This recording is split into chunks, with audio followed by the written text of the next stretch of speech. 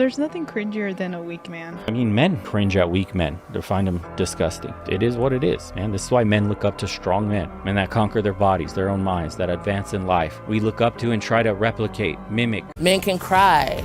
So it's okay to be weak. There's a very common misconception that men are not supposed to feel emotions, that we're supposed to be emotionless robots who are unfazed by everything. But this could not be farther from the truth, because unless you're a sociopath, you feel emotions just like women do. Maybe not to the same extent, but you still feel. However, what separates a masculine man from women or a feminine one? The ability to control your emotions. Uncovering the veil that is blinding you from reality can only be achieved by clearing out the debris that is blocking out the truth. And typically that debris comes in the form of emotion.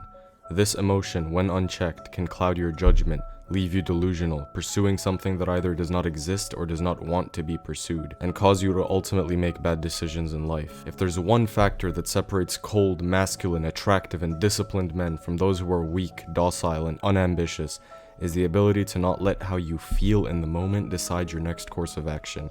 It's not the fact that the former don't experience the same emotions as the latter, it's simply the response that's different. Now, it would do us men a lot of good if we could simply get rid of hindering emotions in an instant, but no matter how much you meditate, journal, and control your internal, you're still left with yourself and the baggage you carry, and the only way to move forward is to confront it head on. The reason nice guys are considered losers and unattractive is because they are slaves to how they feel.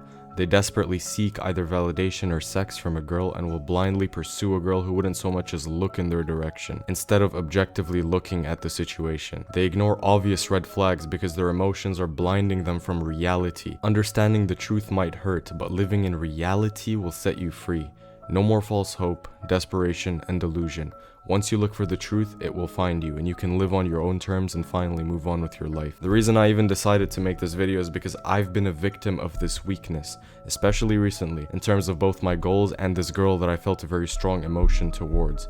It's not easy to shut off your emotions and act in spite of them. It's probably one of the hardest things you'll ever do, but it's a lesson that every successful person has to learn. If you master this one thing, even a hard lifestyle like semen retention gets easier. So if you had the patience to sit through this lengthy preface, I will now show you how to better control your emotions and act in your masculine interest, instead of letting them control you. The first and most important thing you need to cultivate to improve your emotional control is self-awareness. How can you possibly fight an invisible enemy? You need to be hyper alert of what you're feeling, why you're feeling it, and if there's anything you can do about it. The best way to do this is through journaling. This allows you to externalize your thoughts and carefully pinpoint the root cause of the problem.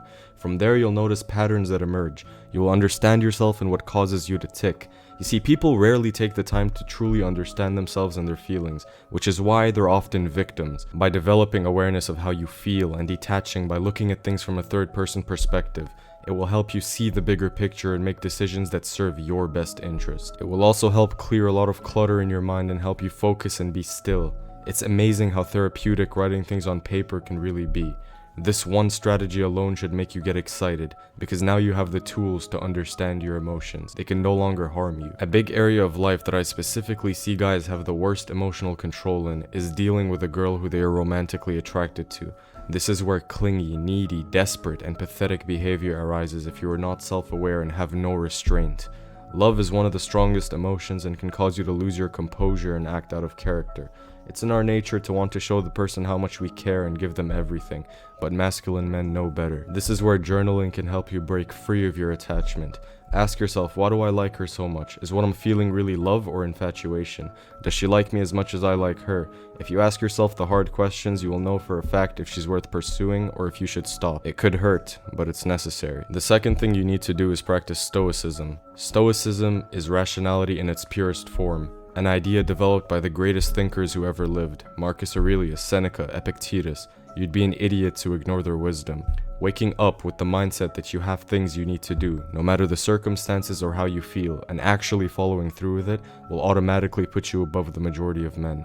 This ironclad mentality is slowly developed over time, but it starts off by doing small things, like sticking to a few habits and committing to them every day. You'll notice your feelings will get in the way, causing you to get distracted and increase resistance to everyday tasks. Your job is to acknowledge them, understand they exist, and ignore them. It's really that simple. Your emotions are temporary, they will pass, but what you do today will contribute to a greater future. What's more important? You may not feel like writing that essay or going to the gym, but whether you listen to that feeling or do it anyways will decide whether you end up great or mediocre. The third and final tip I have is to sit in a room alone and think. We are in a world plagued by distractions, video games, social media, celebrity news, drama, sports, etc.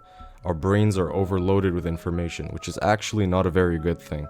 A wealth of information creates a poverty of attention, which causes us to be paralyzed by our emotions and rushing thoughts because we don't have the discipline to pay attention to the present moment. Blaise Pascal once said, "All of humanity's problems stem from a man's inability to sit in a room alone and think." Weak men fear silence, darkness, solitude.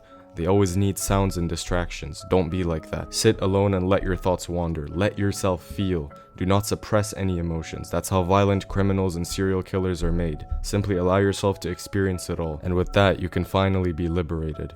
You can even go for walks. Anything to let you feel the emotions so that they naturally pass on their own.